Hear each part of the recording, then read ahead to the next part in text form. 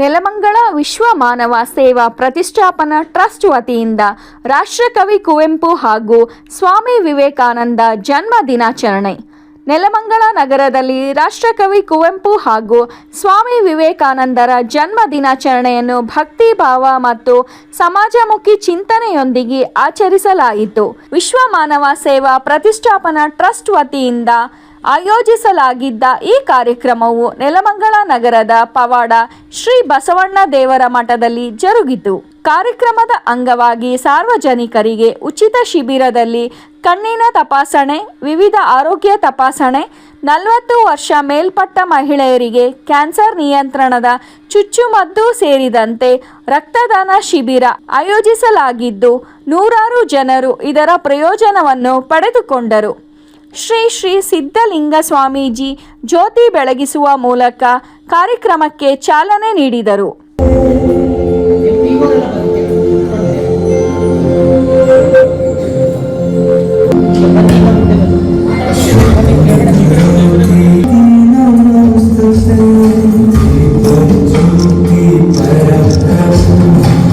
ವಿಶ್ವ ಮಾನವ ಸೇವಾ ಪ್ರತಿಷ್ಠಾಪನಾ ಟ್ರಸ್ಟ್ನ ಎಲ್ಲ ಸದಸ್ಯರಿಂದ ಪುಷ್ಪಾರ್ಚನಾ ಕಾರ್ಯಕ್ರಮ.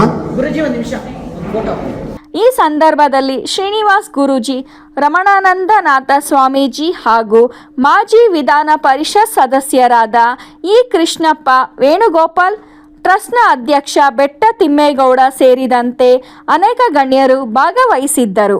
ಗಣ್ಯರು ತಮ್ಮ ಮಾತುಗಳಲ್ಲಿ ಕುವೆಂಪು ಮತ್ತು ಸ್ವಾಮಿ ವಿವೇಕಾನಂದರ ಆದರ್ಶಗಳು ಇಂದಿನ ಸಮಾಜಕ್ಕೆ ದಾರಿದೀಪವಾಗಿದೆ ಎಂದು ತಿಳಿಸಿದರು.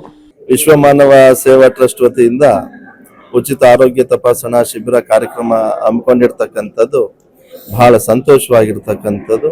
ಈ ಉಚಿತ ಆರೋಗ್ಯ ತಪಾಸಣಾ ಶಿಬಿರ ವಿಶೇಷ ಏನು ಅಂತಂದ್ರೆ, ವಿಶ್ವ ಮಾನವರಾಗಿರ್ತಕ್ಕಂಥ ಕುವೆಂಪು ಅವರ ಜಯಂತಿ ಮತ್ತು ಇವತ್ತು 12ನೇ ತಾರೀಕು ಆಗಿರೋದ್ರಿಂದ ವಿವೇಕಾನಂದರ ಜಯಂತಿಯ ಅಂಗವಾಗಿ ಇದೊಂದು ಕಾರ್ಯಕ್ರಮ ಆಯೋಜನೆ ಮಾಡಿರ್ತಕ್ಕಂಥದ್ದು. ಸಮಾಜದಲ್ಲಿ ಇವತ್ತು ಆರೋಗ್ಯ ಅಂತಕ್ಕಂಥದ್ದು ಬಹಳ ಹದಗೆಡ್ತಕ್ಕಂಥ ಸಂದರ್ಭದಲ್ಲಿ ಎಲ್ಲವನ್ನು ಕೂಡ ನಾವು ಸರಿ ಮಾಡೋದಕ್ಕೆ ಸಾಧ್ಯ ಆಗಲ್ಲ. ನಮ್ಮ ಕೈಲಾದಷ್ಟಂತ ಒಂದು ಸೇವೆಯನ್ನ ಮಾಡಬೇಕು ಅಂತಕ್ಕಂಥ ದೃಷ್ಟಿಯಿಂದ ನಮ್ಮ ಬೆಟ್ಟತಿಮ್ಮೇಗೌಡರು ಅಧ್ಯಕ್ಷತೆಯನ್ನು ಮಾಡ್ಕೊಂಡು ಅವರೆಲ್ಲ 10 ಜನ ಪದಾಧಿಕಾರಿಗಳು ನೆಲಮಂಗಲದಲ್ಲಿ ವಿಶೇಷವಾಗಿ 3-4 ವರ್ಷಗಳಿಂದ ಆರೋಗ್ಯ ತಪಾಸಣಾ ಶಿಬಿರವನ್ನ ಹಮ್ಮಿಕೊಂಡು ಬರ್ತಾ ಇರ್ತಕ್ಕಂಥದ್ದು. ಆರೋಗ್ಯ ತಪಾಸಣಾ ಶಿಬಿರ ಅಂತಂತಂದ್ರೆ ಬರೀ ಸಾಮಾನ್ಯವಾಗಿರ್ತಕ್ಕಂಥ ಜನರಲ್ ಚೆಕಪ್ ಅಂತಕ್ಕಂಥದ್ದಲ್ಲ. ಕಣ್ಣಿಗೆ ಸಂಬಂಧಪಟ್ಟಿರ್ತಕ್ಕಂಥದ್ದನ್ನ, ಕಣ್ಣಿನ ಸಮಸ್ಯೆ ಇರೋರಿಗೆ ಸುಮಾರು 150 ಜನಕ್ಕೆ ಕನ್ನಡಕಗಳನ್ನ ವಿತರಣೆ ಮಾಡ್ತಕ್ಕಂಥ ಕೆಲಸ, ಜೊತೆಗೆ ಯಾರಿಗೆ ಅವಶ್ಯಕತೆ ಇರತಕ್ಕಂಥವ್ರಿಗೆ ಕಣ್ಣನ್ನ ಆಪರೇಷನ್ ಮಾಡಿ ಲೆನ್ಸ್ ಹಾಕ್ಸ್ತಕ್ಕಂಥ ಕೆಲಸ ವೈಭವ್ ನೇತ್ರಾಲಯದಿಂದ ನಡೀತಾ ಇರ್ತಕ್ಕಂಥದ್ದು.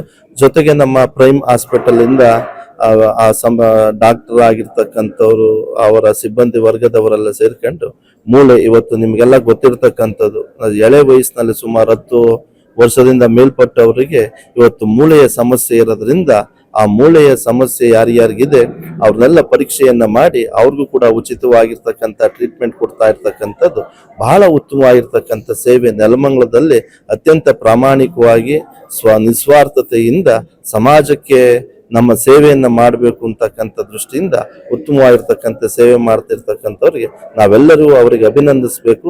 ನಮ್ಮ ಸಮಾಜದ ಎಲ್ಲ ಬಂಧುಗಳು ಕೂಡ ಇದನ್ನ ಸದುಪಯೋಗ ಪಡಿಸ್ಕೊಬೇಕು ಅಂತಕ್ಕಂಥದ್ದನ್ನ ಈ ಸಂದರ್ಭದಲ್ಲಿ ಹೇಳೋದಕ್ಕೆ ಬಹಳ ಸಂತೋಷ ಆಗ್ತದೆ. ಸಮಾಜ ಸೇವೆ, ಮಾನವೀಯತೆ ಮತ್ತು ಆರೋಗ್ಯ ಜಾಗೃತಿಯ ಸಂದೇಶದೊಂದಿಗೆ ಕಾರ್ಯಕ್ರಮ ಯಶಸ್ವಿಯಾಗಿ ನೆರವೇರಿತು. ಇವತ್ತು ನಮ್ಮ ವಿಶ್ವ ಮಾನವ ಸೇವಾ ಪ್ರತಿಷ್ಠಾನ ಟ್ರಸ್ಟ್ ವತಿಯಿಂದ ರಾಷ್ಟ್ರೀಯ ಯುವ ದಿನ ಮತ್ತು ಕುವೆಂಪು ಜನ್ಮ ದಿನಾಚರಣೆಯನ್ನ ಹಮ್ಮಿಕೊಂಡಿದ್ವಿ. ಈ ಹಿನ್ನೆಲೆಯಲ್ಲಿ ಒಂದು ಬೃಹತ್ ಆರೋಗ್ಯ ಶಿಬಿರವನ್ನ ಹಮ್ಮಿಕೊಂಡಿದ್ವಿ. ಈ ಶಿಬಿರಕ್ಕೆ ಮಣಿಪಾಲ್ ಆಸ್ಪತ್ರೆ, ಪ್ರೈಮ್ ಆಸ್ಪತ್ರೆ, Vaibhav Netralaya, Zydus health care private limited, Sriranga pharma ಮತ್ತೆ ಕ್ಲಿನಿಕ್ ಹಾಗೂ ರೆಡ್ ಕ್ರಾಸ್ ವತಿಯಿಂದ ಬ್ಲಡ್ ಕ್ಯಾಂಪ್ ಇತ್ಯಾದಿ ಎಲ್ಲ ವೈದ್ಯಕೀಯ ಪರೀಕ್ಷೆಗಳನ್ನ ಹಮ್ಮಿಕೊಂಡಿದ್ದೀವಿ. ಸಾವಿರಾರು ಜನರುಗಳಿಗೆ ಈ ಒಂದು ಸೌಲಭ್ಯವನ್ನ ಒದಗಿಸಬೇಕು ಅನ್ನೋ ನಿಟ್ಟಿನಲ್ಲಿ ನಮ್ಮ ಟ್ರಸ್ಟ್ ವತಿಯಿಂದ ನಮ್ಮ ಎಲ್ಲ ಟ್ರಸ್ಟ್ನ ಸದಸ್ಯರು, ಪದಾಧಿಕಾರಿಗಳು ಈ ಒಂದು ನಿಟ್ಟಿನಲ್ಲಿ ಕಾರ್ಯಕ್ರಮವನ್ನು ಆಯೋಜಿಸಿದ್ವಿ.